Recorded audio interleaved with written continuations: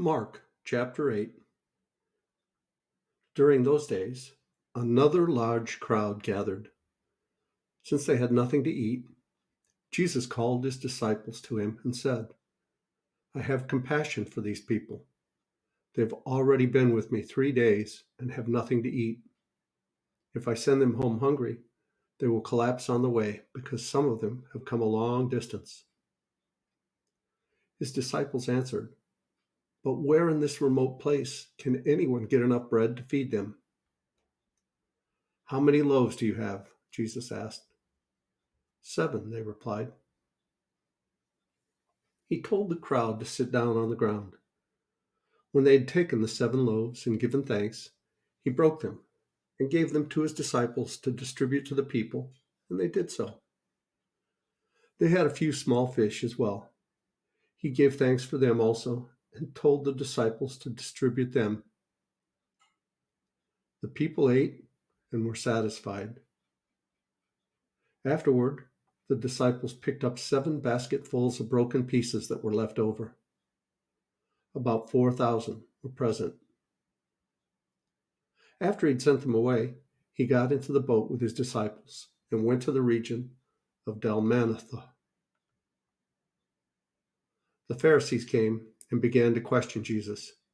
To test him, they asked him for a sign from heaven. He sighed deeply and said, Why does this generation ask for a sign? Truly, I tell you, no sign will be given it. Then he left them, got back into the boat, and crossed to the other side.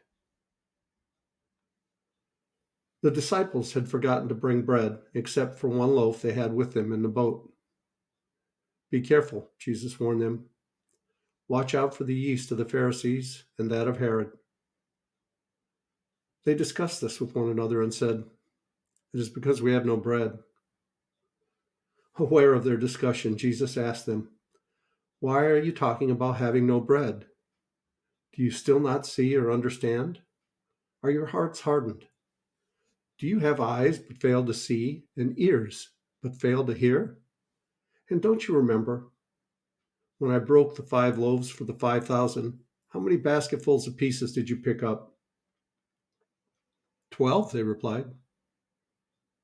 And when I broke the 7 loaves for the 4,000, how many basketfuls of pieces did you pick up? They answered 7. He said to them, Do you still not understand? They came to Bethsaida, and some people brought a blind man and begged Jesus to touch him. He took the blind man by the hand and led him outside the village. When he had spit on the man's eyes and put his hands on him, Jesus asked, Do you see anything? He looked up and said, I see people. They look like trees walking around. Once more, Jesus put his hand on the man's eyes. Then his eyes were opened, his sight was restored, and he saw everything clearly. Jesus sent him home, saying, Don't even go into the village. Jesus and his disciples went on to the villages around Caesarea Philippi.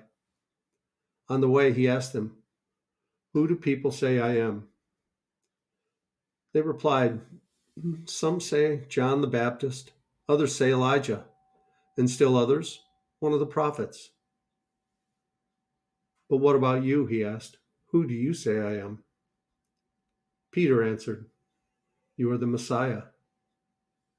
Jesus warned them not to tell anyone about him. He began to teach them that the Son of Man must suffer many things and be rejected by the elders, the chief priests, and the teachers of the law, and that he must be killed, and after 3 days, rise again. He spoke plainly about this, and Peter took him aside and began to rebuke him. But when Jesus turned and looked at his disciples, he rebuked Peter. Get behind me, Satan, he said. You do not have in mind the concerns of God, but merely human concerns. Then he called the crowd to him along with his disciples and said, Whoever wants to be my disciple must deny themselves and take up their cross and follow me. For whoever wants to save their life will lose it, But whoever loses their life for me and for the gospel will save it. What good is it for someone to gain the whole world, yet forfeit their soul? Or what can anyone give in exchange for their soul? If anyone is ashamed of me and my words in this adulterous and sinful generation, the Son of Man will be ashamed of them when he comes in his Father's glory with the holy angels.